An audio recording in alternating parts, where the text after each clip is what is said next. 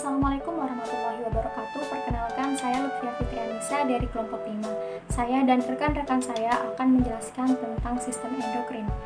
Sistem endokrin biasa dikenal dengan Douglas atau sistem yang tidak memiliki saluran. Endokrin akan menghasilkan beberapa hormon yang berpengaruh pada tubuh kita. Hormon-hormon ini akan disalurkan melalui pembuluh darah karena seperti yang saya bilang tadi, dia tidak memiliki saluran sendiri.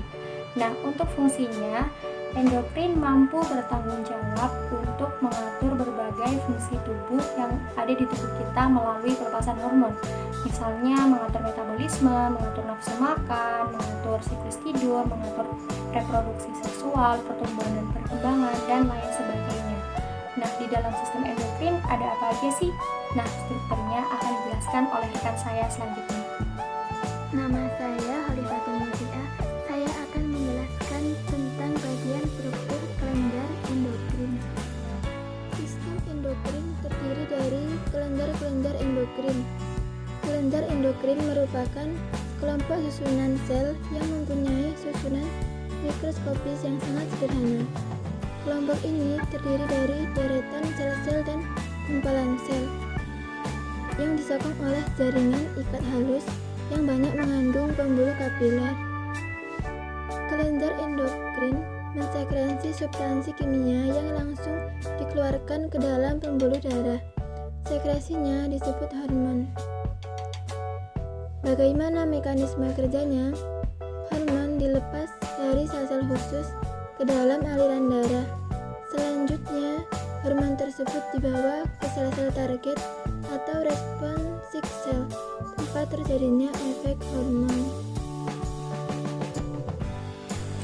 Perkenalkan, nama saya Karina Dwi Marsaila dengan NIM 100201201200063. Di sini saya akan menjelaskan tentang struktur sistem endokrin yang terdiri dari kelenjar eksorkin dan yang kedua ada kelenjar endokrin. Nah, kelenjar eksorkin sendiri itu melepaskan sekresinya kepada duktus pada permukaan tubuh, yang mana permukaan tubuh itu bisa pada kulit atau organ-organ internal. Yang kedua ada kelenjar endokrin, yang mana kelenjar endokrin ini melepaskan sekresinya langsung kepada darah atau pada cairan tubuh. Nah, kelenjar ini itu termasuk pada pankreas, payudara, dan kelenjar lacrimalis. Kelenjar lacrimalis ini adalah kelenjar yang menghasilkan atau yang mengeluarkan air mata pada mata. Assalamualaikum warahmatullahi wabarakatuh. Nama saya Nisa Nabila, NIM 101201243. Saya di sini akan menjelaskan tentang klasifikasi sistem endokrin atau hormon. Klasifikasi sistem endokrin. Kalian tahu nggak sistem endokrin itu bisa diklasifikasikan berdasarkan apa aja? Oke, mari kita bahas satu persatu.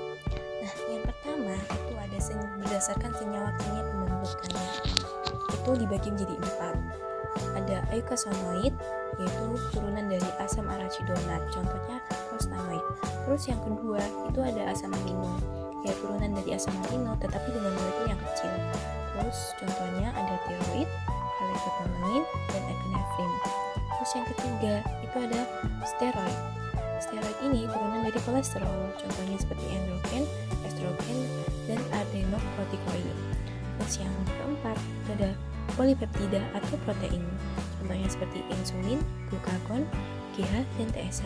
Lalu yang kedua itu ada berdasarkan sifat kelarutannya.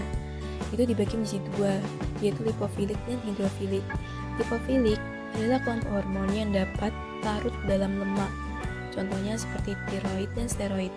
Lalu yang kedua, hidrofilik itu kelompok hormon yang larut dalam air, contohnya seperti golongan peptida dan golongan amina. Perkenalkan, nama saya Dia Ayu Prameswari. Pada kesempatan kali ini saya akan menjelaskan mengenai karakteristik sistem endokrin. Pada slide pertama terdapat karakteristik menurut kelenjarnya, yaitu kelenjar endokrin mempunyai siklus hormon yang rendah. Yang kedua, kelenjar endokrin tidak mempunyai duktus. Yang ketiga, kelenjar endokrin mempunyai cadangan pembuluh darah yang bagus. Dan yang keempat, kelenjar endokrin dapat mensekresi berbagai jenis hormon dengan jumlah yang banyak.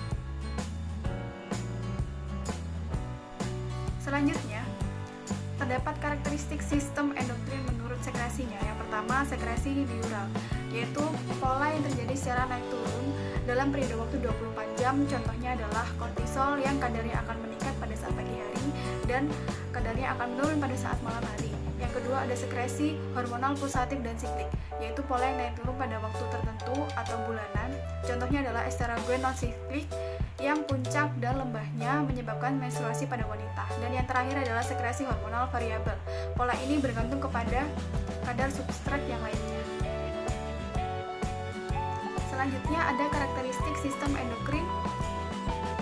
Yang pertama, hormon bekerja dalam sistem umpan balik yang memungkinkan badan kita akan bertahan pada lingkungan yang potensial. Yang kedua, hormon tidak mengawali perubahan biokimia, tapi hanya mempengaruhi sel-sel yang mengandung reseptor sesuai dengan fungsi spesifik. Nomor 3, hormon mengatur laju aktivitas selular.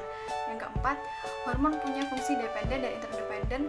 Pelepasan hormon dari satu kelenjar dapat merangsang pelepasan hormon dari kelenjar lainnya. Dan yang terakhir, hormon bekerja secara konstan dan direactivated oleh hepar atau mekanisme lain, lalu akhirnya disekresi oleh ginjal.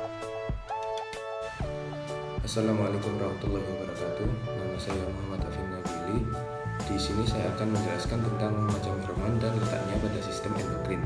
Yang pertama, pada kelenjar hipofisis yang terletak pada organ otak menghasilkan hormon pertumbuhan atau GH, hormon prolaktin, hormon antidiuretik, dan hormon oksitosin.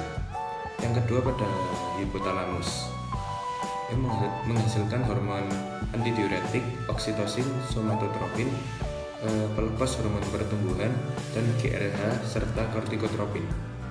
Yang ketiga, pada kelenjar pineal di bagian tengah otak menghasilkan hormon melatonin. Yang keempat, pada kelenjar tiroid di bagian bawah depan leher dihasilkan hormon tiroksin dan triiodotironin. Yang kelima, pada kelenjar paratiroid menghasilkan hormon paratiroid. Yang keenam, pada kelenjar adrenal dihasilkan hormon adrenalin. Dan yang ketujuh, pada kelenjar reproduksi menghasilkan hormon testosteron, estrogen, dan progesteron. Dan yang terakhir, pada pankreas menghasilkan hormon insulin dan glukagon. Halo teman-teman, saya Khawat Sadia akan menjelaskan tentang fungsi sistem endokrin. Hormon pada sistem endokrin mempunyai fungsi masing-masing. Yang pertama ada kelenjar tiroid. Kelenjar tiroid ini berfungsi dalam pertumbuhan dan perkembangan tulang otak dan sistem saraf pada anak-anak. Yang kedua ada kelenjar paratiroid. Kelenjar ini berfungsi untuk mengatur kadar kalsium dalam darah dan metabolisme tulang. Nah, untuk mengatur rasa kenyang, suhu tubuh, itu ada hipotalamus yang berperan penting dalam hal itu. Yang keempat ada hipofisis. Hipofisis ini akan membantu mengatur pertumbuhan. Yang kelima ada kelenjar adrenal. Keduanya ada korteks dan juga medula. Kalau korteks membantu mengatasi sistem kekebalan tubuh. Kalau medula mengatasi tekanan fisik. Kalau kelenjar reproduksi pada pria mengatur perkembangan seksual. Kalau berwanita mengatur perkembangan payudara, kehamilan. Nah, yang terakhir ada pankreas. Pankreas ini memiliki fungsi untuk mengeluarkan enzim pencernaan.